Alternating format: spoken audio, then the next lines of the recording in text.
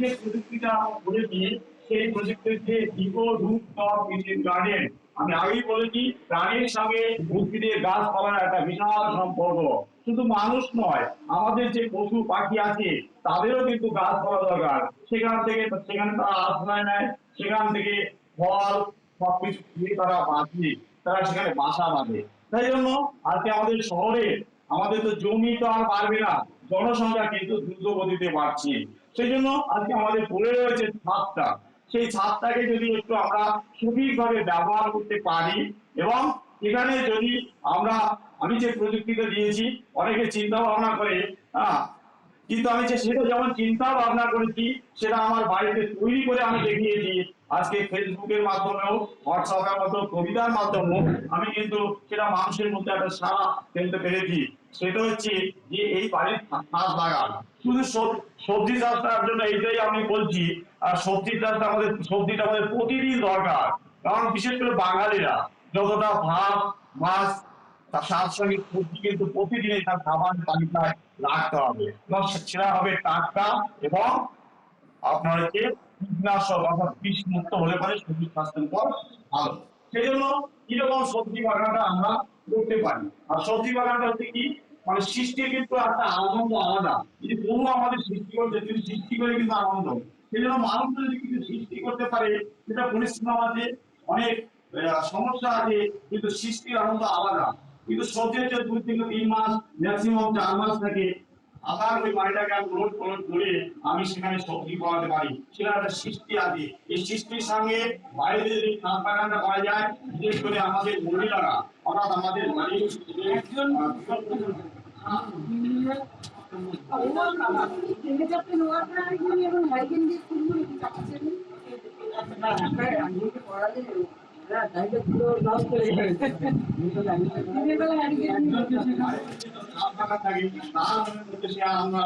ওই সকাল থেকে যদি একটু যায়, বাইরের পাখিগুলো একটু যদি গান করে, যদি একটু আওয়াজ করে, বা দুটো বুলবুলি পাখি যদি দুটো ডালে বসে ঝগড়া করে সকালবেলা, সেটা শুনলেও কিন্তু মনের মধ্যে একটা আনন্দ আসবে। সেই জন্য আমাদের প্রত্যেকের এই প্রযুক্তি একটা হচ্ছে মনের যে ক্ষুধা সেটা মেটানোর জন্য, এবং আমাদের শরীর স্বাস্থ্যকে একটা দৈহিক পরিশ্রম, ওই সবজি খাওয়ানোর জন্য যে আমাদের ফিজিক্যাল ওয়ার্কটা সকালবেলা করবো, তার জন্য কিন্তু আমরা ওখানে একটা শ্রম দিলে আমাদের শরীর স্বাস্থ্যটা ঠিক থাকবে।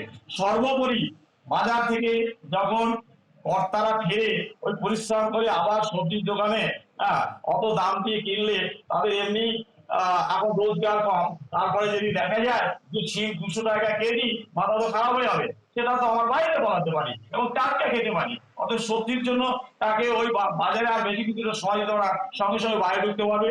অর্থাৎ বাড়ির যে গৃহিণীরা তার স্বামীকে একবার টাইমে পাবেন, ওই সবজি বাজারে সময় না দিয়ে আগেই সে বাইরে ঢুকতে পারবে এবং ওই টাটকা সবজিটা যদি তিনি ফলান, সেটা ভালো থাকবে, বিষমুক্ত, এবং সংসারের সাথে সময় বাঁচবে এবং একটা খরচ বাঁচবে। এই হচ্ছে আজকে ছাদ বাগানের গুরুত্ব। এছাড়া হচ্ছে ছাদ বাগানের আরো অনেক গুরুত্ব আছে। তার মধ্যে একটা হচ্ছে আজকে আমাদের শিশুরা, তারা হচ্ছে আপনার যে টিভির মধ্যে তারা কি করে, কার্টুন দেখে এবং তার মধ্যে এতটাই আসক্ত, তার বাইরে থেকে কোনো নলেজ থাকে না, ওর মধ্যেই থাকে, গেম খেলে। তারপর হচ্ছে মোবাইল ফোন তো টেপাটিপি করে, মোবাইল ফোন তো কাজই করা যায় না, সে বাচ্চারা দেখি আগে থেকেই কাজ করে। অতএব এই যদি দুটো খরগোশ থাকে, যদি দুটো পাখি থাকে, সেখানে যদি যাতায়াতের সকাল বিকেল একটা অভ্যাস করি, সে দেখবে না আমি মোবাইল ফোন বা টিভি নিয়ে অতটা ব্যস্ত হলো, ওদের সঙ্গে খেলবে, ওদের সঙ্গে একটা সময় দেবে। তা এই হচ্ছে একটা ব্যাপার। আর পরিবেশকে একটা বিউটি, গ্রিন বিউটি আমরা দিতে পারি। বর্ষাকাল, এই যে বর্ষাকাল হলো, এবছর যা বৃষ্টি হয়েছে এই সেপ্টেম্বর অক্টোবরে, ব্যাপক পরিমাণে বৃষ্টি হয়েছে, অনেক জায়গায় বন্যা হয়েছে, তার জন্য কি মাঠ ঘাটে যে সবজি নষ্ট হয়ে গেছে। তাহলে সবচাইতে আনন্দের খবর যে সময়টায় আমাদের মাঠের সবজি নষ্ট হয়ে যায়, সেই সময় কিন্তু ছাদ বাগানের সবচাইতে বেশি সবজি হয়। অর্থাৎ যত বেশি বৃষ্টি হবে, ওখানে জলের লগিং এর কোনো ব্যাপার নেই, ওখানে উপরে করবেন, সেখানে আপনি কিন্তু সবজিটা পাবেন। তাই আজকে বাজারে যদি সবজির দাম হয়, সেখানে দেখি পত্র পত্রিকা মিডিয়ার একটা সুদূর করে যায়। সেখানে যদি আমরা এরকম একটা সবজি বাগান প্রত্যেকেই করতে পারি, তাহলে কিন্তু এই সবজির জন্য আমাদের বাইরে এই কৃষির কত বেশি দাম হবে সেটা কিন্তু আমাদের থাকবে না। সেই জন্য এই সবজি ইকো রুফটপ কিচেন গার্ডেনটা, তারপরে খরগোশ যদি থাকে, আমি তো ছাদে গরু পুষতে পারি না, যদি আমরা 3-4টে খরগোশ অটোমেটিক রাখতে পারি, সেই খরগোশের সঙ্গে বাচ্চাদের, বাড়ির মহিলাদের একটা নিবিড় সম্পর্ক আছে। কারণ খরগোশ হচ্ছে একটা নিরীহ প্রাণী। হ্যাঁ, খরগোশ হচ্ছে একটা নিরীহ প্রাণী, তার সঙ্গে যদি সে সময় পাস করে, যেমন বাচ্চার ভালো লাগবে, তেমনি বাড়ির গৃহিণীদের একটা ভালো লাগবে।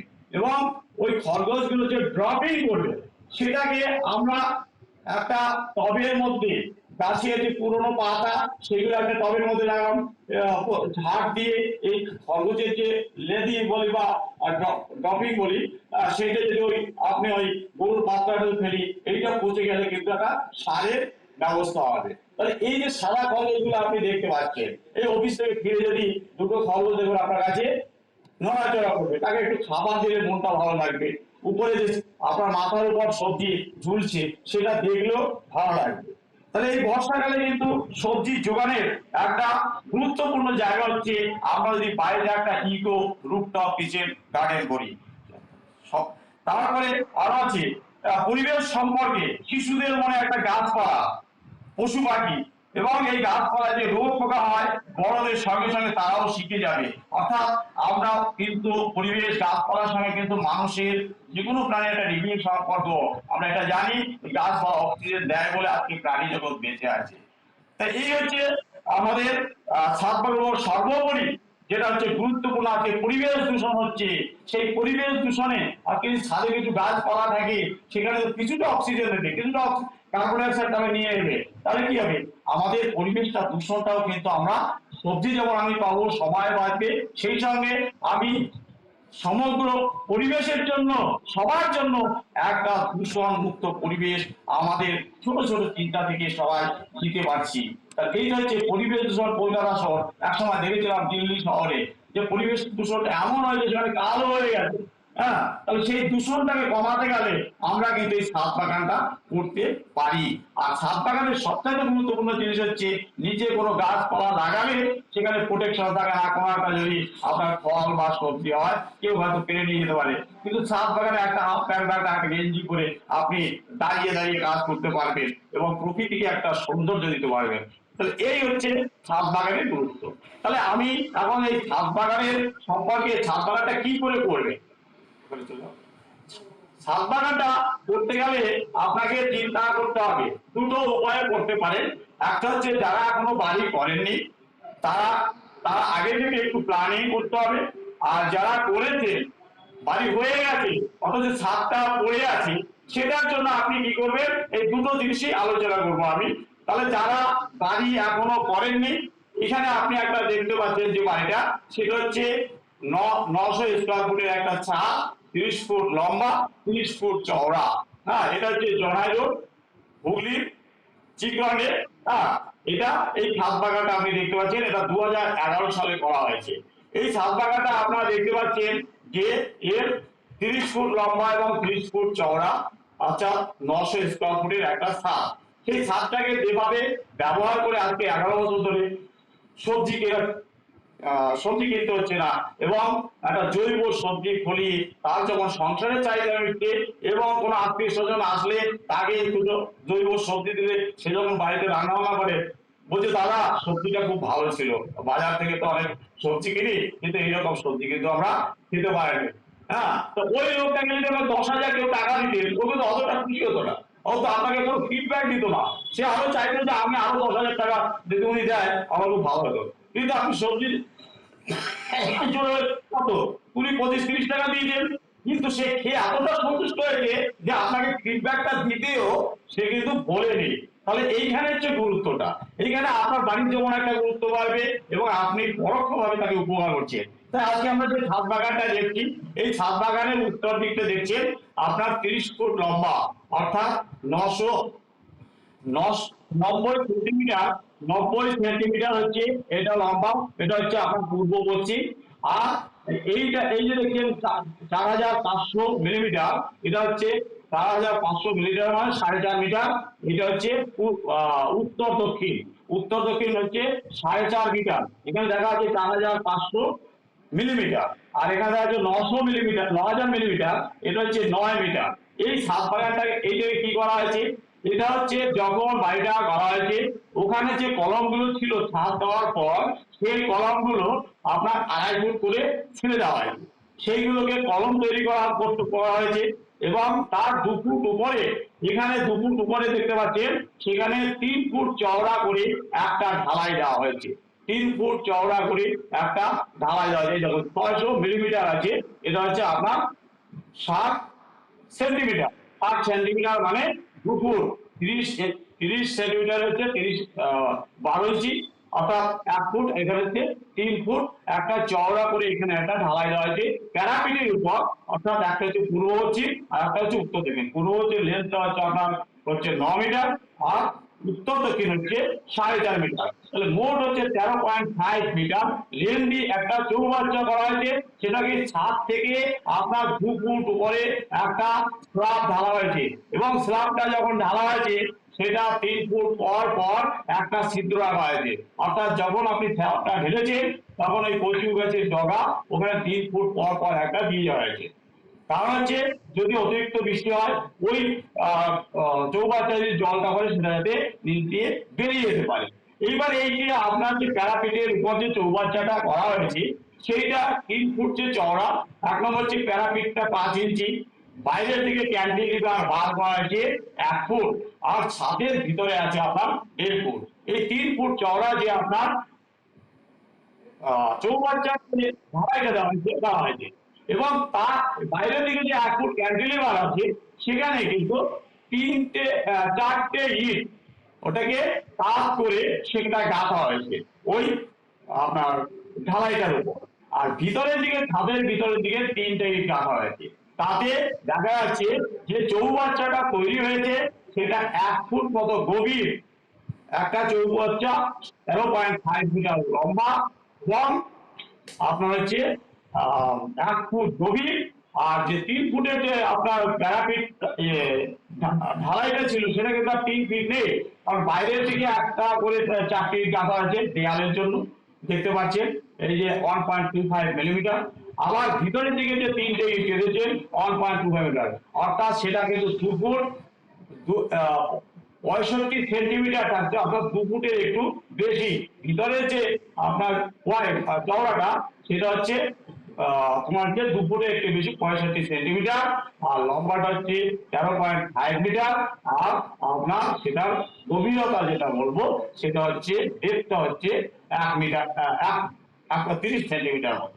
এই একটা চৌবাচ্চা করা হলো। এই চৌবাচ্চার এখানে মোট 1টা 2টো 3টে 4টে কলামের উপর এবং প্যারাপিটের উপর এই চৌবাচ্চাটা তৈরি করা হয়েছে। এবার এই চৌবাচ্চাটা করতে যেটা একটা খরচা আছে, কত টাকা খরচা হয়?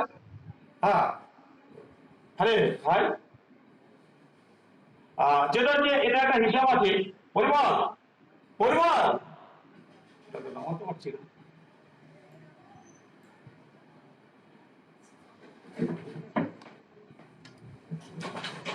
আসবে তো।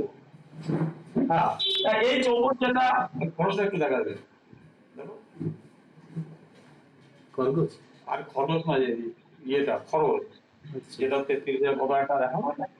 হ্যাঁ, তো এটা যে খরচ, যেটা একটা খরচ হবে একটা এস্টিমেট আমি করেছি। প্রথমে দেখুন যেটা আছে, এটার নামটা তো উপরে একটা কথা। তা দেখুন প্রথমে যে কথাটা আছে সেটা হচ্ছে এটাকে একটা হচ্ছে ব্রিক কলাম ওয়ার্ক, অর্থাৎ এইবার ওটা তো একটা দেয়ালের কথা আমি বললাম। এইবার যে আরো যে আমার যে কলামগুলো আছে সেই কলামগুলো আপনার 2 ফুট করে ছাদের থেকে উপরে রাখা হয়েছে, সেইগুলো আবার সেই 2 ফুটটা গেঁথে তার ইয়ে চারপাশে গোল করে সেটাকে আবার একটা বসার মতো একটা জায়গা করা হয়েছে। সেখানে আমাদের যে গরু বা ওদের যে খাবার দেওয়া হয়, সিমেন্টের যে পাতলাগুলো থাকে বাজারে পাওয়া যায়, সেইগুলো একটা করে বসিয়ে সেখানে আবার গাছ করা হয়েছে। তো এইরকম আমার 5টা করা হয়েছে, 5টা তোমার গিয়ে ওই টপ বসা হয়েছে গরুর যে পাতলা, অর্থাৎ গরুকে যে খাবার দেওয়া সিমেন্টের। তা এর এক একটা মোট খরচ হচ্ছে 5টা মোট খরচ দেখা যাচ্ছে এই বিষয়টা একটু ভুল আছে, 5,584 টাকা হয়, ওটা হচ্ছে 1,878 টাকা, 498 টাকা, আর হচ্ছে 814 টাকা। টোটাল ওর খরচাটা হচ্ছে 1,620 টাকা 75 পয়সা, 1,621 টাকা ধরতে পারি। এখানে একটু ডেটাটা ভুল আছে, 5,584 টাকা হবে না, এটা হচ্ছে 1,621 টাকা। পাঁচটা ওইরকম 2 ফুট ছাদের থেকে উপর, 2 ফুট উপরে, এবং একটা গোল মতো রাখবে যাতে ওই গরুর পাতলা ওই খাবার দাবার পাতলা সিমেন্টের পাতলাটা ওখানে বসাতে পারে। এরকম 5টা জিনিস আমি ওখানে বসিয়েছি। তা একটা জিনিস রাখবেন যে আমি ছাদে চাষ করছি, ছাদের সঙ্গে কিন্তু কোনো মাটির সম্পর্ক নেই। ছাদ থেকে 2 ফুট উপরে সবসময় মাটি রাখা হয়েছে, এবং ছাদটা কিন্তু পুরো ফাঁকা। অনেকে করে কি, দুই একটা টব ফুল ফল চাষ করে এই ছাদের সঙ্গে সেটা লাগিয়ে রাখবে। এখানে কিন্তু পুরো ছাদটা ফাঁকা, ছাদ থেকে 2 ফুট উপরে সমস্ত কাজ করা আছে। এইরকম দিকে কলামের 5টা কলামের উপর 5টা ওই সিমেন্টের টব রাখা হয়েছে। সেটার জন্য আপনার খরচ হচ্ছে 1,621 টাকা। তারপর হ্যাঁ, তারপর হচ্ছে এই যে আমি যে সিমেন্টের বললাম, সিমেন্টের যে চৌবাচ্চাটা বললাম, তার উপরে যে একটা সুপার স্ট্রাকচার, এই সুপার স্ট্রাকচার দুদিকে একটা করে দেওয়া আছে। কি বলছে, parapet wall with sand cement. হ্যাঁ, তাতে টোটাল খরচাটা হচ্ছে একটা 6,528 টাকা।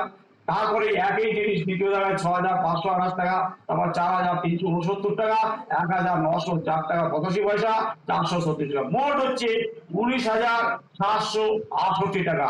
অর্থাৎ ওই উপরে যে চৌবাচ্চাটা করা হয়েছে, যেটা হচ্ছে 13.5 মিটার লম্বা, 3 ফুট চওড়া এবং 1 ফুট গভীর, এইটা তৈরি করতে খরচ হচ্ছে 19,765 টাকা। এবার এই স্ল্যাবটা খরচ, স্ল্যাবটা বাদ দিয়ে ওর উপরে যে স্ল্যাবটা, এইবার যে স্ল্যাবটা আমি যেটা 3 ফুট চওড়া এবং 3 ফুট চওড়া করে তোমার হচ্ছে 13.5 মিটার লম্বা যে আমি স্ল্যাবটা ঢেলেছি, তার টোটাল খরচ হচ্ছে 14,302 টাকা। তাহলে মোট এই 5টা তোমার যে কলামের উপর 5টা সিমেন্টের টব বসাতে, প্লাস 13.5 মিটার লম্বা এবং 3 ফুট চওড়া এবং 1 ফুট গভীর একটা চৌবাচ্চা করতে মোট খরচ হচ্ছে, এখানে দেখাচ্ছে 39,802 টাকা, কিন্তু সেটা হবে না, এটা হচ্ছে ওখানে একটু হিসাবটা ভুল আছে, 35,839 টাকা, অর্থাৎ 36,000 টাকা ধরতে পারি। আবার বলছি, 5টি ব্রিক কলাম করতে খরচ 1,621 টাকা, যেটা 5,584 টাকা আছে, ওটা হবে 1,621 টাকা। চৌবাচ্চা ওয়াল তৈরি করতে 19,768 টাকা, স্ল্যাব খরচ হচ্ছে 14,303 টাকা। আর্থিং পথে মাটি কেটে এগুলো দেওয়ার জন্য 35,147 টাকা। মোট খরচ হচ্ছে এই চৌবাচ্চা প্লাস ওই 5টা পাতির জন্য খরচ হচ্ছে 35,839 টাকা। এটা 36,000 টাকার মতো। এইটা যদি একবার হয়, এটা কিন্তু দীর্ঘদিন ধরে চলবে। যেমন আমার বাড়িতে যেটা হচ্ছে আজকে 11 বছর ধরে চলছে, শীতকাল, গ্রীষ্মকাল, বর্ষাকাল সব সময় কিন্তু সে টাটকা সবজি নিয়ে যাচ্ছে। এবং আমাদের যে পেট গুলো আছে, খরগোশ, তারপরে কোয়েল পাখি, এরাও কিন্তু একটা আরাম দিয়ে যাচ্ছে। এইবার এটা গেল 36,000 টাকা। এইবার এই স্ল্যাব 5টা যে টব আছে, প্লাস যে এই 13.5 মিটার লম্বা যে চৌবাচ্চা আছে, তার জন্য 60 বস্তা আপনার দোআঁশ মাটি লাগবে, রয়েল সয়েল লাগবে, এবং সেটা যদি 50 টাকা করে বস্তা হয়, সেটা হচ্ছে 3,000 টাকা খরচ। এটা গোবর সার পাউডার লাগবে আপনার 20 বস্তা মতো, 60 টাকা করে যদি বস্তা হয় 1,200 টাকা। গ্রাউন্ডনাট কেক, এখানে কিন্তু কেক আমাদের অনেক আছে, গ্রাউন্ডনাট কেক আছে, নিমখোল আছে, তারপর হচ্ছে বাদাম খোল, নিমখোল, তারপর হচ্ছে সর্ষের খোল। আমরা মোটামুটি সেটা গ্রাউন্ডনাট কেক, এটা হচ্ছে আমরা যদি 5 কেজি এবং নিমখোল 5 কেজি, মোট 10 কেজি নিমখোল এর সঙ্গে মেশাতে হবে। সেটা হচ্ছে আপনার দামটা হচ্ছে 50 টাকা করে। এই খোলটার একটু দাম বেশি হয়, 500 টাকা দাম। দেওয়ার হচ্ছে এর সঙ্গে 5 কেজি চুন মেশাতে হবে। চুনটার দাম হচ্ছে 150 টাকা। মোট হচ্ছে এই কীটটাকে বোঝাই করার জন্য মাটি, গোবর সার, তারপর হচ্ছে গ্রাউন্ডার কেক এবং নিম কেক এবং চুন নিয়ে 4,870 টাকা খরচ, মোট হচ্ছে 5,000 টাকা। এবার উপরে একটা ফেন্সিং দিতে হবে, অর্থাৎ মাচা দিতে হবে। অর্থাৎ এই যে আমি 13.5 মিটার যে আমি চৌবাচ্চাটা করছি, এইখানে যে কলামগুলো থাকে, এই 4টে কলামে 4টে আমার যে আমাদের কলের যে পুরনো পাইপ 6 ফুট থেকে কেটে নিয়ে আসতে হবে। যখন ওই ঢালাইটা দেবো ওর মধ্যে ওই রডের মধ্যে ঢুকিয়ে দিয়ে ওটাকে একটু চান করে দিতে হবে, তাহলে ওটা দাঁড়িয়ে থাকবে। এবারে 6 ফুটের যে লোহার পাইপটা থাকছে, কলের পাইপটা থাকছে, ওখানে বাঁশ বেঁধে এবং চিলেকোড়ার সঙ্গে বাঁশ বেঁধে সেখানে নাইলন সুতো দিয়ে প্রথমে একটু মোটর সুতো, তারপর হচ্ছে দেখো মোটর সুতো, তারপর হচ্ছে সরু সুতো, এটা বেঁধে একটা মাথা দেওয়া হবে। হ্যাঁ, এই দেখুন এই যে মাথাটা, হ্যাঁ এই যে সুতো দিয়ে বাঁধা হয়েছে, প্রথম হচ্ছে মোটা সুতো দিয়ে আপনার ওই সাইড দিয়ে বেঁধে তারপর সরু সরু সুতোগুলো দিয়ে লিখে হবে। আমি কেন সুতো দিয়ে বাঁধবো, অর্থাৎ গরমে সুতো কখনো গরম হবে না, কিন্তু লোহার যদি কিছু দেই গরমের সময় এতটাই গরম হয়ে তাতে আমাদের এই লতানো সবজি গাছগুলো ক্ষতিগ্রস্ত হতে পারে। এবং এই লাইলন সুতোটা এমন এই 4 বছর চলে যাবে, তাতে কোনো বৃষ্টি ও খরা তাতে কিন্তু পচে না। এবং যখন ঝড় আসবে, বিশেষ করে কালবৈশাখী, তখন ওই গাছ সহ এই মাচাটা কিন্তু ঝুলবে। মাচাটা কিন্তু একটা কি বলবো নাচ করবে, তখন কি হবে, ওর মধ্যে যদি লাভ শুটকি বা কোনো পোকা থাকে, সেটার মধ্যে ছাদে ডিম থাকে, সেগুলো পড়ে যাবে। কিন্তু আমি বার বা শক্ত কিছু দিয়ে যদি তৈরি করি, তাহলে কিন্তু সেটা অনেক সময় উড়িয়ে যেতে পারে, ভেঙে নিয়ে যেতে পারে। কিন্তু এটা কিন্তু তুললে পারে ওর মধ্যে কিন্তু ঝড়ের যে তাণ্ডবটা সেটা কম লাগে। হ্যাঁ, সেই জন্য এই লাইলন সুতো দিয়ে আমি যেটা পরীক্ষা 11 বছরের অভিজ্ঞতা থেকে দিয়ে বলছি, এটা সবচাইতে ভালো। তাহলে ফেন্সিং এর জন্য 3,000 টাকা। তাহলে আমি দেখলাম প্রথম হচ্ছে ওটাকে সুপার স্ট্রাকচার ওগুলো তৈরি করতে 36,000 টাকা, এটা মাটি জৈব সার এটা ফিলিং করতে 5,000 টাকা, আর ফেন্সিং দিতে 3,000 টাকা। টোটাল 44,900 স্কোয়ার ফুট একটা ছাদে যদি আমি খরচ করি, তাহলে কিন্তু এটা আমি তৈরি করতে পারি। এই টাকাটা যদি গভর্নমেন্ট থেকে আমাদের বিভিন্ন প্রজেক্ট আছে, শহরাঞ্চলে গ্রাম অঞ্চলে যাদের পাকা বাড়ি আছে, তাদের এই ভাবে যদি এই 44,000 টাকাটা যদি ফুল ফর ফিরে আত্মা প্রজেক্ট থেকে বা আমাদের সরকারি ভাবে কৃষি দপ্তর থেকে যদি দেওয়া হয়, পুরোটা যদি 44,000 টাকা খরচ করে দেওয়া হয়, তারপরে যেগুলো লাগবে অল্প খরচ, সেটা প্রত্যেকেই করতে পারবে। বা 50% সাবসিডি দিয়ে গভর্নমেন্ট থেকে যদি একটা সেন্ট্রাল গভর্নমেন্ট বা রাজ্য সরকার দ্রুতভাবে এই কাজটা করে, তাহলে কিন্তু এই ইকো রুপ কিচেন গার্ডেনটা এগিয়ে যেতে পারে। কারণ 44,000 টাকা, 22,000 টাকা এত সুন্দর একটা পরিবারের সারা বছর যদি সবজি দেবে, বাড়িতে আনন্দ দেবে, বাচ্চা ছেলে মেয়েদের থেকে বিশেষ করে মোবাইল এবং টিভির যে কার্টুন, এটার আকর্ষণ থেকে তাদের একটা গাছের সঙ্গে একটা সুসম্পর্ক হবে, টাটকা শরীর স্বাস্থ্যের পক্ষে ভালো, তাদের কিন্তু গভর্নমেন্ট এটা করতেই পারে। আমাদের গভর্নমেন্ট থেকে অনেক এরকম দেওয়া হয়, তাহলে এরকম একটা দিলে কিন্তু আমাদের দেশের একটা ডেভেলপমেন্ট হবে। এইটা গেল হচ্ছে এই সুপার স্ট্রাকচার তৈরি করতে। তাহলে এটা যদি যারা বাড়ি করেনি তাদের ক্ষেত্রে, কিন্তু যাদের বাড়ি হয়ে গেছে, এরকম তো অনেক বাড়ি পড়ে আছে, তারা কি করে করবে? তাদের জন্য এই একটা আমি স্ট্রাকচার আগে তৈরি করেছি। এটা করতে গেলে এরকম 900 স্কোয়ার ফুটের ছাদে তাদের গায়ে একটা, যেটা আমি খরচটা দেখেছি, যদি 1 তলা 2 তলা 3 তলা 4 তলা যেমন বিল্ডিং হবে, সেটা করতে গেলে প্রায় ওটা বলেছে আমি 44,000 টাকা, এটা প্রায় 60,000 টাকা। এইখানে একটু খরচটা বেশি হবে। যেটা আমি দেখিয়েছি, যেটা হচ্ছে এখানে ভেজিটেবলস এর জন্য আমাকে 22খানা একটু ওই যে যেটা গরুর যে খাবার যে কি বলবো ওটাকে টপ আর কি, ওই সিমেন্টের পাতলা, সেটা ওটা রাখতে হবে আপনার 22খানা। ফেন্সিং মাচা 100 ফুট লাগবে, তার চওড়াটা হবে 8 ফুট। আর টোটাল সিমেন্টেড পট হবে 14টা, ফল গাছের জন্য 14টা সিমেন্টেড পট লাগবে। এই 14টা যে আমি সিমেন্টেড পট রাখার কথা বলছি, সেখানে যেমন কিরকম গাছটা ডিস্ট্রিবিউশন থাকবে, প্রথমে পাপায়া হ্যাঁ, কেরিনা বলে একটা জাত আছে, 3 মাসে ফুল আসবে, 7 মাসে ফল খেতে পারে। একমাত্র ভ্যারাইটি এখন ছাদ বাগানে চাষের উপযুক্ত, সেটা হচ্ছে ক্যারিনা। ক্যারিনাটার ছবিটা দেখাও একটু ভাই। ক্যারিনা, আপনার এটা কিন্তু এখন ছাদ বাগানের একমাত্র ভ্যারাইটি, আপনারা সবাই করতে পারেন। আরো নিচে, আরো নিচে চলো।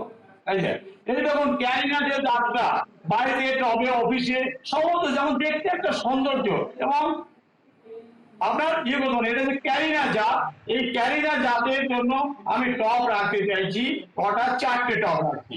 হ্যাঁ, তার জন্য এই প্লান্টেশন, এটার জন্য 4টে। তারপর যে কোকোনাট ভ্যারাইটি, যেটা মালয়েশিয়ান, এখানে ছবিটা নেই, পরে আমি দেখাচ্ছি, এটার জন্য 2টো। হ্যাঁ, তার জন্য খরচ হচ্ছে 1000 টাকা। আর পাপায়া ভ্যারাইটি 4টে, এটার জন্য প্রায় 200 টাকা খরচ। 200 এখন 50 টাকা হলেই হবে, কিন্তু বীজ পেয়ে 200 টাকা চারা দাম নিয়ে নেবে।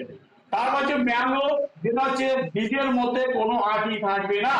সিন্ধু, যেটা হচ্ছে আমরা 2টো টব ব্যবহার করবো, সেটার দাম হচ্ছে 800 টাকা। কোকোনাট, কোকোনাট হচ্ছে ভ্যারাইটি, আমি কোকোনাট নয়, এটা হচ্ছে জ্যাকফ্রুট, রুদ্রাক্ষ।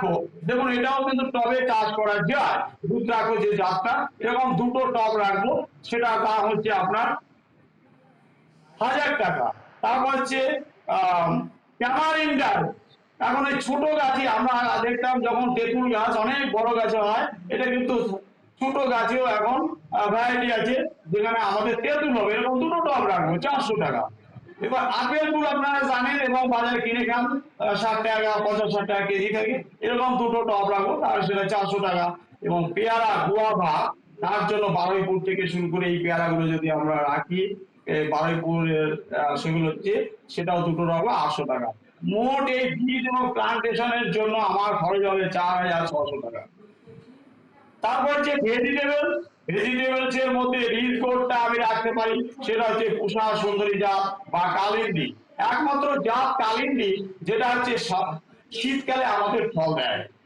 আমি আমাদের গ্রীষ্মকালে, বর্ষাকালে অন্য যে জাতগুলো আছে দেয়, একমাত্র রিজ কোডের ক্ষেত্রে কালিন্দী বলে একটা জাত আছে, সেটার জন্য 6টা টব লাগবে, 100 টাকা করে ওইগুলো খরচ আছে।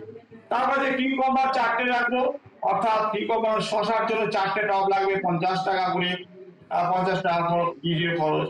বিটারগো, তুষার মৌসুমী 4টে টব থাকবে, 50 টাকা। সয়াবিনের জন্য 2টো টব থাকবে, স্নেক বোর্ডের জন্য 4টে থাকবে, সিসেম 4টা থাকবে। তারপর স্নেক বোর্ড, ওটার জন্য আপনার 4টে টব থাকবে। তারপর হচ্ছে ব্রিঞ্জাল, ব্রিঞ্জালের জন্য আমরা 8টা টব রাখবো, 8টা টবে। এবং 4-5 রকমের বেগুন আমরা সাদা বেগুন চাষ করতে পারবো, কালো বেগুন লম্বা যেটা, সেটা চাষ করতে পারবো। তাহলে 2টো করে যদি আমরা টব রাখি, 8টা টব। বেগুনটা হচ্ছে এমন একটা সবজি, যেটা শরীর ক্যান্সার রোগের পর্যন্ত তারা নিরাময় দেয়। আমরা অনেক সময় শুনি বেগুন মানে বেগুন, যার কোনো গুণ নেই। হ্যাঁ, গুণ নেই, কোন সময়টা গেলে ও বেগুন যদি ম্যাচিওর কন্ডিশনে খায়, তখন আমাদের শরীরের পক্ষে অনেক সমস্যা হয়। কিন্তু বেগুন যদি আমরা কচি অবস্থায় খাই, দেখবেন একটু গরম ভাতে আপনি শুধু বেগুন দিয়ে একটু ভাত খেয়ে নিতে পারবেন। অর্থাৎ কচি অবস্থায়, একটু কচি কচি অবস্থায় যদি আপনি বেগুন খান, তাহলে কিন্তু প্রচুর ভিটামিন, মিনারেলস রয়েছে, সেই অবস্থায় বেগুনটা খেতে হবে। এবং বিশেষ করে ওর যে নলি পোকা মারার জন্য যে রাসায়নিক ওষুধ দেয়, সেটার জন্য আমাদের ফেরোমেন ট্র্যাপ এইগুলো ব্যবহার করতে হবে। কারণ এইগুলো হচ্ছে প্রতিদিন এই চাষিরা ওষুধ দিচ্ছে। বাজার থেকে যে বড় বড় লম্বা লম্বা বেগুনগুলো দেখি, সেটা অনেক জায়গায় কীটনাশকে ডুবিয়ে এটা নরম করে আমাদের বাজারে বিক্রি করছে। 3-4 দিন রেখে দেখবেন ওই বেগুনটা আস্তে আস্তে কালো হয়ে যাচ্ছে। সেজন্য বেগুন অন্তত চিন্তা ভাবনা করে খাবেন, কারণ বেগুন থেকে কিন্তু অনেক সমস্যা হচ্ছে। আমরা বিটি বেগুন নামও শুনেছেন। সেজন্য বেগুনটা উপর আমি একটু বেশি জোর দিচ্ছি, অন্তত 8টা টবে 4 রকম জাতের, অন্য বেগুনের জাতগুলো দেখো, 4 রকম জাতের সাদা, তারপর হচ্ছে আপনার পার্পেল কালার, একটা লুচি বেগুন আছে, এরকম কালো বেগুন আছে, এরকম 4-5 রকমের বেগুন চাষ করবেন। এবং বেগুনটা এমন একটা সবজি, যেটা একটু কচি অবস্থায় খেলে শরীরের পক্ষে সমস্ত কিছু ভালো থাকে। এবার লঙ্কার জন্য 4টে টব রাখবো। হ্যাঁ, সেটা হচ্ছে আমাদের হলুদ লঙ্কা একটা রাখলাম, তারপর ধানি লঙ্কা একটা রাখলাম, এরকম 4টে টব রাখবো, যেটা সারা 12 মাস দিতে পারে। এবং চাল কুমড়োর জন্য, অ্যাসকোটের জন্য 4টে টব রাখবো। হ্যাঁ, আর আদা চাষের জন্য আর তাড়াতাড়ি চাষের জন্য আমরা টব বা বস্তায় চাষ করতে পারি। ঠিক আছে, তা এই এতে প্রায় এই বীজগুলো কেনার জন্য 540 টাকা মতো খরচা। 2 নম্বর যে মাটিটা কি করে ওয়েল ফাইভ 80 বস্তা 50 টাকা করে 4000 টাকা খরচা। তাহলে ওয়েল ডিকম্পোস্ট পাউডার গোবর সার 40 বস্তা লাগবে, তার জন্য 80 টাকা করে বস্তা, 3200 টাকা। শহরে একটু দামটা বেশি হবে কারণ একটা ট্রান্সপোর্ট খরচা আছে। রান্নাকে আর এটা আমরা 50 কেজি মতো 50 টাকা করে 2500 টাকা খরচা আছে। প্লান্ট প্রোটেকশন অ্যান্ড ফার্টিলাইজার করার জন্য প্রায় 3000 টাকা, প্রায় যেটা হচ্ছে 12,000 টাকা খরচ। তাহলে আমাদের মোট এই যে যেটা করতে হবে, সবসময় দেখতে হবে যে ওই ছাদটা যদি থাকে সেখানে নিচ দিয়ে কি করতে হবে, ইট দিয়ে অন্তত 3টে ইট দিয়ে ওই পাশে 2 দিকে 3টে ইট দিয়ে লম্বা করে গেঁথে যেতে হবে, অর্থাৎ নিচ দিকটা একটু ফাঁকা রাখতে হবে। তার উপর আমাদের কিছু একটা কাঠ হোক যাই হোক একটা দিতে হবে, দিয়ে যে জায়গাটা তুমি 2 ফুট 1 ফুট বা 2 ফুট দিয়ে ওর মাঝখানে রেখে আছে সেখানটা জলটা ওখান থেকে চলে আসতে পারবে। একবারে ছাদের উপর কোনো টব বসানো যাবে না। এই জন্য লম্বাবতী করে এই যে আমি যে টবগুলো এখন বসিয়েছি, এই যে এখান থেকে এটা হচ্ছে তোমার 40 ফুট লম্বা, 40 ফুট লম্বা। এই যে কাগজটা আছে 40 ফুট লম্বা এখান থেকে এখানে, এখানে করলাম কি একটা চ্যানেলের মতো তৈরি করলাম, অর্থাৎ 2 ধারে ইট দিয়ে 1 ফুট করে ইট দিয়ে একটা চ্যানেলের মতো করলাম, মাঝখানে মাঝখানে গ্যাপ দিলাম, যেখানে টপটা থাকবে সেইখানে নিচে একটু গ্যাপ দিলাম, যাতে ওখানে যদি বৃষ্টি বা কোনো কিছু হয় জলটা যাতে ওই নিচের দিক ভিতরটা আমি ঠিক মতো দেখতে পারি ওপেন আছে কিনা, সেই জন্য ওখানে একটু ভাগ করতে হবে। আর নিচে যদি 1 ফুট দিয়ে থাকে সেখানে হাওয়া বাতাসটা খেলবে, জলটা ওখান থেকে বেরিয়ে আসবে, সেই জন্য এরকম চ্যানেল করতে হবে। তাহলে এটা এটা 5 ফুট, তোমার যে এটা 40 ফুট হয় যদি, তাহলে আমি 4 ফুট পর পর যদি একটা করে ওই গরুর পাতলা আকার যেটা গরুকে খাওয়াতে সেটা সিমেন্টের পট যদি রাখি 10টা বসাতে পারবো, এইদিকে বসাতে পারবো এইদিকে বসাতে পারবো। তাহলে একটা হচ্ছে আপনার সবজির জন্য পাঁচিল থেকে প্রথমটা বসাবো, তারপর ওটা যদি আমি 4 মিটার করি এইটা করবো 4 ফুট পর করি, এটা হচ্ছে ফলের জন্য 8 ফুট পর পর, অর্থাৎ এই যে আমি গাছগুলোর কথা বললাম এইভাবে করতে পারি। আর পাঁচিলের উপরে যে প্যারাপিট আছে সেখানে 3 ফুট হচ্ছে বাইরে আর ভিতরে হচ্ছে 5 ফুট, এইরকম একটা কি করতে হবে, রড ফড দিয়ে আপনার একটা মাচা তৈরি করতে হবে, সেটা হচ্ছে 8 ফুট চওড়া করে গোটা 7টা, অর্থাৎ এইদিকে এদিকে হচ্ছে 40 ফুট, এদিকে 40 ফুট, এদিকে 30 ফুট, 40 40 80 আর 30, অর্থাৎ 110 ফুট লম্বা এবং 3 আর 5 দিক থেকে গাছটা উঠবে, এটা 5 ফুট আছে, আর ওই দিকটা ছাদ থেকে বাইরে থাকে 3 ফুট, এই 8 ফুট চওড়া করে একটা আমাদের মাচা তৈরি করতে হবে। সেখানে আপনার এই সবজি গাছগুলো যেগুলো লতানো সবজি গাছ আছে সেগুলো হবে। তাহলে প্রথমে এই যেহেতু এই প্যারাপিটের গাছে সবজির টবগুলো থাকছে, তারপর ফলের টব থাকবে, তারপর ফুলের টব থাকবে। আর সবসময় দেখতে হবে সানলাইট, সূর্যের কিরণটা পূর্ব দিক থেকে আসে এবং সকালের সূর্যে গাছের বৃদ্ধিটা ভালো হয়। সেজন্য আমরা দেখবো যে পূর্বের দিকে যে ওখানে কিন্তু পূর্ব দিকে কিন্তু বেশি আওতাযুক্ত গাছ লাগানো যাবে না। আমি আওতাযুক্ত গাছ লাগাবো পশ্চিম দিকে উত্তর দিকে বেশি, অর্থাৎ সূর্যের আলোটা কিন্তু পূর্ব থেকে দক্ষিণ দিকে ঘোরে এবং সকালের দিকেই কিন্তু গাছের সালো সংশ্লিষ্ট হয়। সেই জন্য আলোটার উপর একটা জোর দিতে হবে, পূর্ব দিক এবং দক্ষিণ দিক বেশি আওতা যুক্ত গাছ যুক্ত করলে হবে না। আপনি পশ্চিম দিক এবং উত্তর দিকটা লাগান, তাতে কিন্তু আমাদের সালো সংশ্লেষে কোনো ব্যাহত হবে না। তা এই হচ্ছে এটার জন্য আপনার খরচা হচ্ছে 60,000 টাকা। এতক্ষণ একটা বললাম যারা বাড়ি করেননি বাড়ি করবেন তার জন্য ছাদে এরকম একটা স্ট্রাকচার করলে, যারা আমরা যে যেমন ইন্দিরা আবাসন এইসব দিচ্ছি তার সঙ্গে সঙ্গে এই চিন্তা ভাবনাটাই আমি 44,000 টাকাটা বললাম, এখানে অন্তত 22,000 টাকা রেখে ওই উপর একটা প্রত্যেকটা বাড়িতে করে দিলে গরিব মানুষ তাকে সবজি কিনে খেতে হবে না, এখান থেকে সে ফলি খেতে পারে। আর যাদের বাড়ি আছে অথচ এটা করেননি তাদের ক্ষেত্রে প্রায় 60 থেকে 70,000 টাকা খরচ হবে এই প্ল্যান্টের জন্য। এইটা হচ্ছে খরচা। এইবার এইটা থেকে আমরা কি কি পেতে পারি, তাহলে এতক্ষণ এইটা হচ্ছে একটা প্রথম অবস্থায় একটা খরচা লাগবে, সেটা গভর্নমেন্ট থেকে হতে পারে বা নিজেদের ইন্টারেস্টে করতে পারে। তা আজকে 11 বছর ধরে এই যে সাতবাগান জমাই রোডে চিত্রটে যেটা হচ্ছে, অনেক চাষিরা এসেছে, অনেক গৃহ মালিক এসেছে দেখতে, এমনকি আরে তুমি কোন দিকে দেখাও, এমনকি আমাদের পশ্চিমবঙ্গ সরকারের কৃষি মন্ত্রী সেই পূর্ণেন্দু বসু মহাশয় 2017 সালের 18ই আগস্ট এসেছিল আমার এই ছাদ বাগানটা দেখতে। হ্যাঁ, তা এই ছাদ বাগানটা দেখতে উনি এসেছিলেন, মানে এতটাই খুশি হয়েছিলেন যে উনি তো জৈব নিয়ে একটু ভেবেছিলেন, সেই জৈবটা বিস্তার করার জন্য। এবং এইটা হচ্ছে আমরা যারা কৃষি অফিসার আছি চাষিকে মন্তব্য দেয় যে আপনারা জৈব বাগান করুন, জৈব চাষ করুন, কিন্তু এত জমি পরিমাণে জৈব চাষ করা সম্ভব নয় এবং জৈব চাষ সবাই একসাথে করতে পারবেও না। সেই জন্য আমাদের যে ছাদ বাগান অল্প অল্প জায়গা, সেখানে যদি আমরা একটু শুরু করি তাহলে কিন্তু আমরা এই জৈবটাকে আস্তে আস্তে আস্তে আস্তে এগিয়ে নিয়ে যেতে পারি। আর একটা হচ্ছে চাষিরা কখনোই চাষ জৈবতে আগ্রহী হবে না যতক্ষণ পর্যন্ত তার জৈব উৎপাদনের সঠিক মূল্য না পাবে। কারণ দেখা যাচ্ছে জৈব উৎপাদন করতে গেলে তাকে অনেক সতর্ক দিতে হয় এবং রাসায়নিক উৎপাদন করলে সেটা বেশি চকচকে হয়।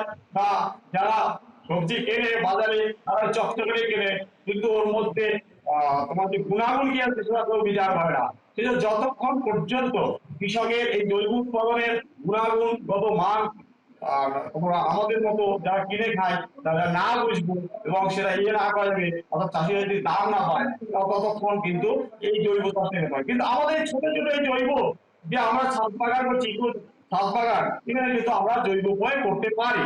তা এই একটা জৈব বাগান করতে গেলে আমাদের প্রথম যে খরচাটা লাগে, আর সেই প্রথম খরচাটার মধ্যে কি আছে? প্রথম হচ্ছে আমাদের ফার্টিলাইজারের সারের একটা খরচা আছে। হ্যাঁ, সারের খরচাটা কিরকম আছে? সার হচ্ছে আমার গ্রাউন্ডনাটকে 1 বছরের জন্য প্রতি মাসে 1 কেজি করে আমাদের 12 কেজি লাগবে। সেটা যদি 50 টাকা করে কেজি হয় তাহলে 600 টাকা। এবার কাউডাউন বা ভার্মি এটা 60 কেজি প্রতি মাসে 5 কেজি করে যদি আমি ধরি, হ্যাঁ, এবং 10 টাকা করে কেজি, এটা 600 টাকা।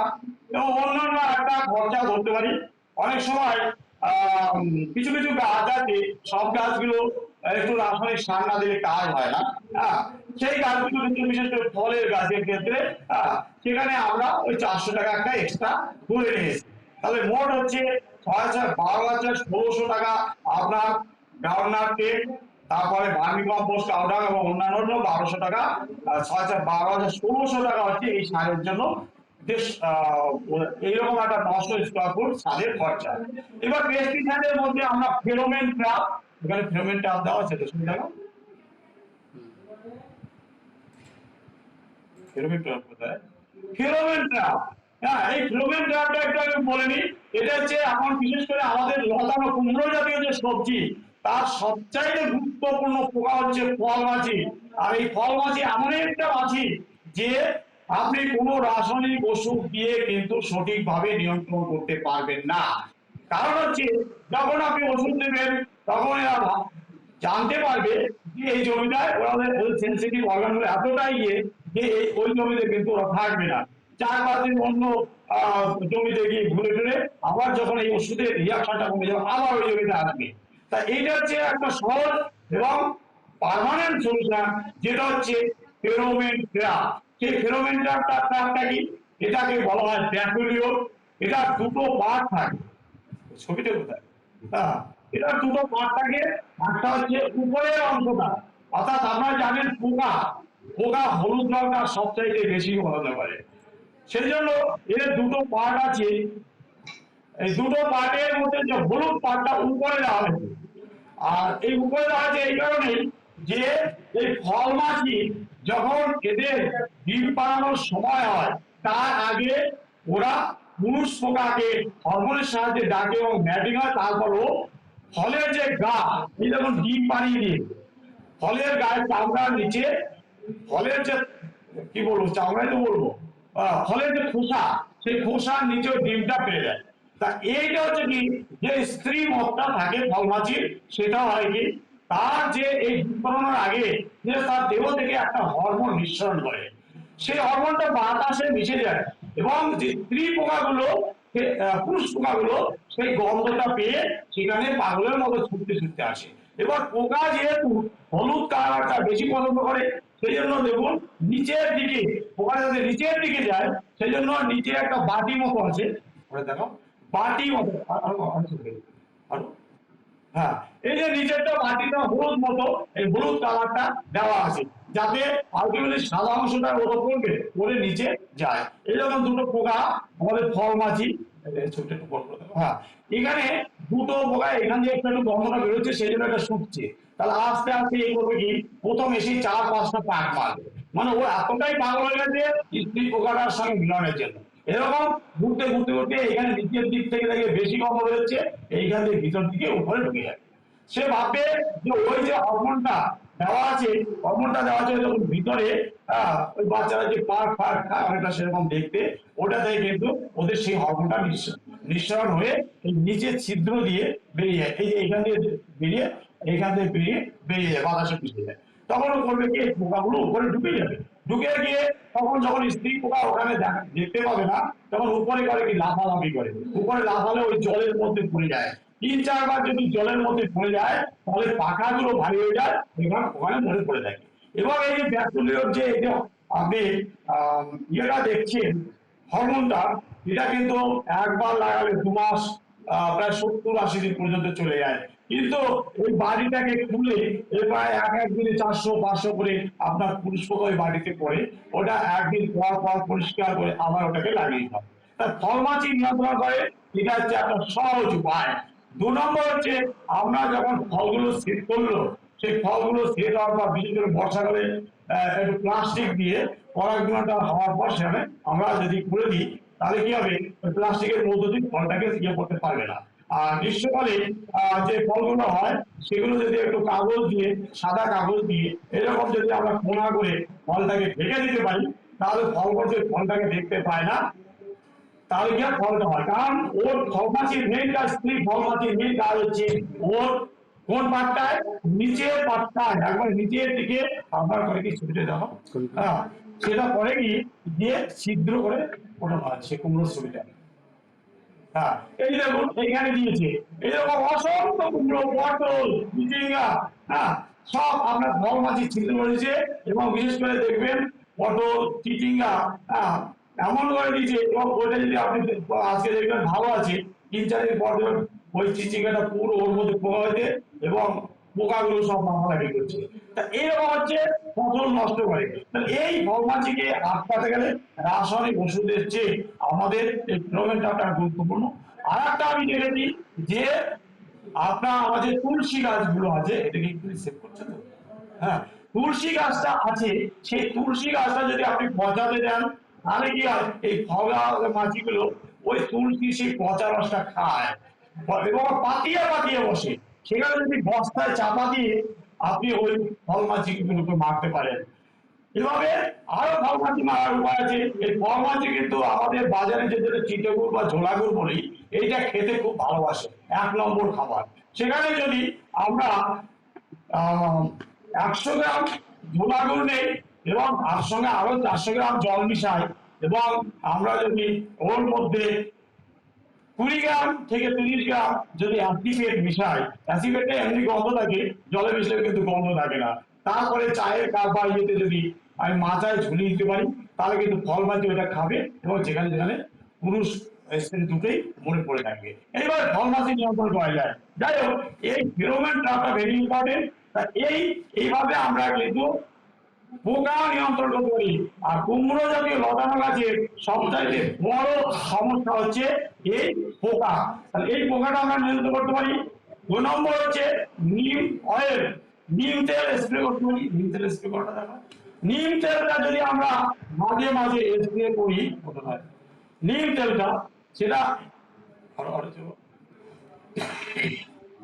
এই যে কলে কি ঘুরছে হয়ে চলো, হ্যাঁ, এই দেখো নিম তেল, এইটা যদি আমরা মাঝে মাঝে স্প্রে করতে পারি। কিন্তু এই যে হ্যাঁ, তা জল ও নিম তেল স্প্রে করার জন্য আমাদের একটা ফুড স্প্রেয়ার লাগবে।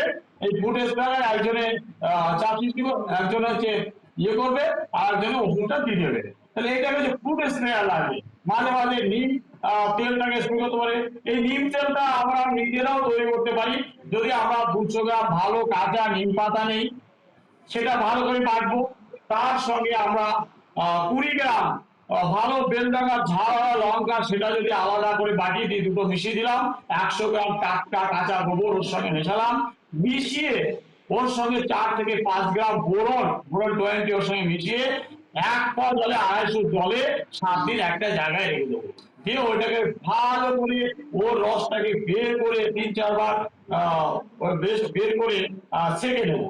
দিয়ে মোট 10 লিটার একটা দ্রবণ তৈরি করবো, যেটাকে আমরা বলছি নিমাস্ত্র। এটা স্প্রে করলে ফল মাছি, আপনার চোষক পোকা সব কিছু থেকে কিন্তু সবজিকে নিয়ন্ত্রণ করা যায়। এটা আমরা বাইরেও তৈরি করে নিতে পারি।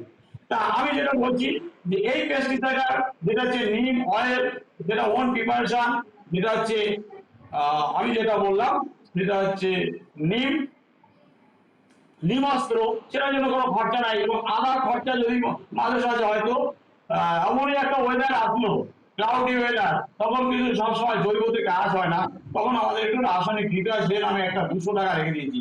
তাহলে এই রাসায়নিক ফেরোমেনটা 5টা লাগবে 150 টাকা করে দাম, 750 টাকা। আর দুটো হচ্ছে 200 টাকা একটা এক্সট্রা রেখেছি, মোট 950 টাকা পড়বে। লেবার কস্ট প্রতি মাসে নিজেরা তো একটু পরিশ্রম করবো, মাঝে মাঝে ওই মাটিকে উলট পালট করা বা কোনো একটা গাছকে তুলে দিয়ে সেখানে 1-2 বস্তা মাটি সরিয়ে দিয়ে সেখানে যে নতুন গাছটা, হ্যাঁ এখানে একটু বলি যে কোনো একটা ধরুন আপনার কুমড়ো গাছ বা একটা লাউ গাছ, সেটা অনেকদিন ধরে ফল দিচ্ছে আর হয়তো 1 মাস ফল দেবে, সেটা আমরা কি করতে পারি, ওর পাশে একটা আবার অন্য একটা গাছ শশা গাছের গাছ লাগিয়ে দিলাম, বা আমরা প্লাস্টিকে অন্য একটা জায়গায় তৈরি করে সেটা রেখে দিলাম। তাহলে কি করবো, ওইখান থেকে ওই যে আপনি আজকে 13.5 মিটার লম্বা, 3 ফুট চওড়া, 1 ফুট গভীর যে চৌবাচ্চা, ওখান থেকে যেখানে গাছটা ছিল শিকড় মাটি, ওখান থেকে আপনার 2 বস্তা সরিয়ে দিতে হবে। দিয়ে ওই যে গাছটা 1 মাস ধরে ছোট কোন অবস্থা আছে, ছোট গাছ আছে, সেখানে আবার 2 বস্তা আগে তৈরি মাটি ওখানে যদি দিয়ে দেন, তাহলে এয়ারেশনটা হলো একটা নতুন মাটি পেলো। আর যে 2 বস্তা মতো মাটি সরিয়ে নিয়ে আসবেন, ওর শিকড় টিকড় বেছে ওটাকে আবার রোদ দিয়ে, ওর মধ্যে আবার গোবর সার, ওর মধ্যে আবার চুন দিয়ে আবার বস্তা করে রাখলেন। 1-2 মাস পর আরো যদি গাছ থাকে, সেখানে এইভাবে আমরা গাছগুলো চেঞ্জ করবো। তা এইটা লেবার কাজ যদি দুটো করে ধরি, 12 মাসে 24টা লেবার বাইরে থেকে নিতে হবে, সেটা 250 টাকা করে, 6000 টাকা করে। এবার এই বীজ একটু ভালো গুণমানের বীজ নিতে হবে। যেমন আমি এই বীজগুলো বেশিরভাগ সংগ্রহ করি আমাদের হুগলি জেলার যে তারকেশ্বরের পাশে পুরসে আছে, চাপাডাঙ্গা, কাশি জানা, নির্মল জানা, এদের কাছ থেকে আমি বীজটা সংগ্রহ করি। আজকে 11 বছর ধরে কিন্তু ওরা বীজটা দিচ্ছে। তার জন্য এই বিভিন্ন বীজ, উন্নত মানের বীজ, একটা ঝিঙে আছে পুষার সুন্দরী, দুটো ঝিঙে 1 কেজি বেশি ওজন হয়। এটা আমি আরেকটা আমার নতুন টেকনোলজি, যেটা হচ্ছে বাদাম ঝিঙে ফ্রিকারিকে আমি বালুরঘাটে, দক্ষিণ দিনাজপুর, মাইনগর করেছিলাম, পুষার সুন্দরী লাগিয়ে দিলাম 1 বিঘে জমিতে। ওই দুটো ঝিঙে, দুটো 3টে ঝিঙে 1 কেজি করে ওজন হয়েছিল, যা খুব ভালো ফলে। এবার কস্ট অফ সিডের জন্য আমি 1000 টাকা রাখলাম, ফ্রি কস্ট অফ পেট। এইবার ফ্রি কস্ট, আমি যে খরচ অন্যান্য যে জীবজন্তু রাখবো তাদের জন্য আমি 1500 টাকা বছরে খরচ। টোটাল খরচ 1 বছর ইয়ার আউট খরচ আপনার এই সবজির জন্য, সবজি বীজ, শাক ভাগ এবং হচ্ছে যে পেট যে অ্যানিমেলস গুলো রাখছেন আপনি, খরগোশ কুমির, এগুলোর জন্য 1500 টাকা, মোট 11050 টাকা খরচ হবে। কতক্ষণ লাগবে? এবার আমার এত কিছু করে আমার কি আয় হবে? 50 মিনিট। 50? হ্যাঁ, সারা বছর ধরে কি আয় হতে পারে? আমি যেটা চিন্তা ভাবনা আমার সবগুলো করা হয়নি, কিন্তু আমি চিন্তা ভাবনা করছি এইগুলো করা যেতে পারে। যেমন কোয়েল পাখি, আপনি একটা খাঁচা রাখবেন, 10টা কোয়েল পাখি রাখবেন, তার মধ্যে 10টা মেল থাকবে, 10টা ফিমেল থাকবে। তা ওরা প্রায় সবসময়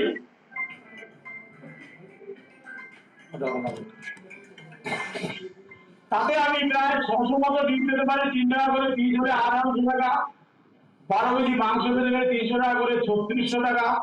এখানে আমি বদ্রীনাথ পাখি আমার ছিল, এখন আছে ককটেল, দেখো পুষিনি, ফ্রিঞ্জার, ফিঞ্চ পাখি করতে, প্যারট করতে পারি, লাভ বার্ড করতে পারি। এর জন্য একটা বিউটির জন্য আমি এটা কিন্তু কমার্শিয়াল ধরিনি, এটা এই পাখিগুলো খুঁজতে পারি। আর একটা হচ্ছে র্যাবিট, আমি যদি 4টে র্যাবিট রাখি, তাতে 4টা র্যাবিট থেকে একটা পুরুষ, 3টে, একটা মেল, 3টা ফিমেল যদি রাখি, 24টা